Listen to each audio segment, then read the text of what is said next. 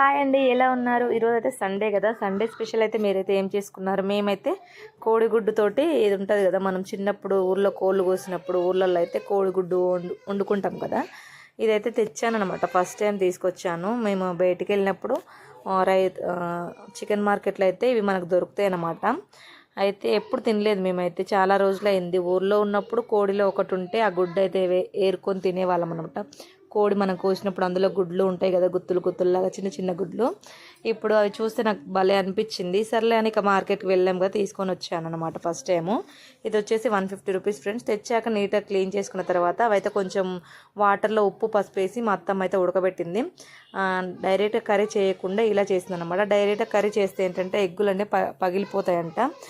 అందుకోసం అయితే ఇలా ఉడకబెట్టి ఇలా చేసిందనమాట. అదే చూపిస్తున్నాను. నచ్చితే కనుక తప్పకుండా వీడియోకి అయితే ఒక లైక్ చేయండి.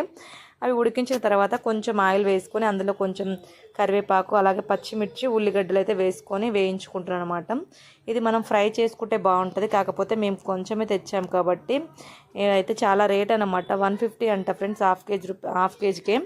ఇక సర్లే అని తీసుకున్నాం. ఫస్ట్ టైం ఎలా ఉంటుందో అని. టేస్ట్ అయితే బాగా వచ్చింది. కాకపోతే ఇక ఇది కొంచెమే ఉంది కదా, అందరికీ సరిపోదు కాబట్టి మేము కొంచెం కర్రీ టైప్లో అయితే చేస్తున్నాం అనమాట.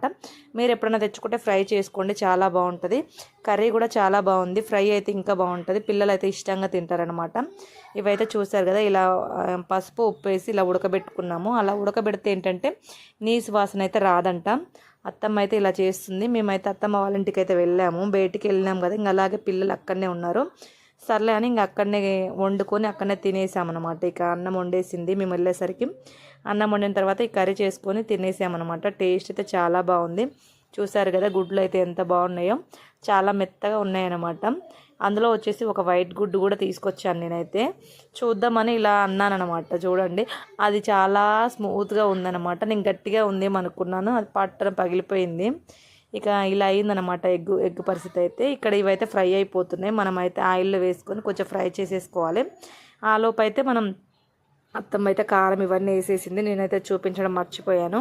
కారం అలాగే కొంచెం గరం మసాలా అయితే మిక్సీ పట్టేసింది. అప్పటికప్పటికే మిక్సీ పట్టేసి వేసేసింది అనమాట. కారం ధనియా పౌడర్ ఇవన్నీ కలిపి అల్లం వెల్లుల్లి పేస్ట్ అన్నీ వేసేసుకోవాలి. మనం చికెన్ కర్రీలో వేసుకునేటివన్నీ వేసేసుకోవాలన్నమాట. చాలా స్పైసీగా చాలా బాగుంది. గరం మసాలా ఏంటంటే అప్పుడే పట్టింది కదా, చాలా బాగుంది. చూసారు కదా, కలర్ చూస్తుంటేనే నోరైతే ఊరిపోతుంది అనమాట. ఇక ఎగ్ కూడా అందులోనే వేసింది, ఉడికిపోయింది. ఇక మేమైతే వేడివేడిగా అన్నం పెట్టేసుకొని తినేసాం. అబ్బా, చాలా టేస్టీగా ఉంది. మీరు కూడా ఇలా ట్రై చేయండి. నచ్చితే కనుక తప్పకుండా వీడియోకి అయితే ఒక లైక్ చేయండి. అబ్బా, నేనైతే చిన్నప్పుడు తినేదనమాట. కోడి కోసినప్పుడు మనకు గుడ్డు వస్తుంది కదా, అది ప్రత్యేకంగా ఏరుకొని తినేవాళ్ళం అనమాట, ఈ చిన్న చిన్న గుడ్లు.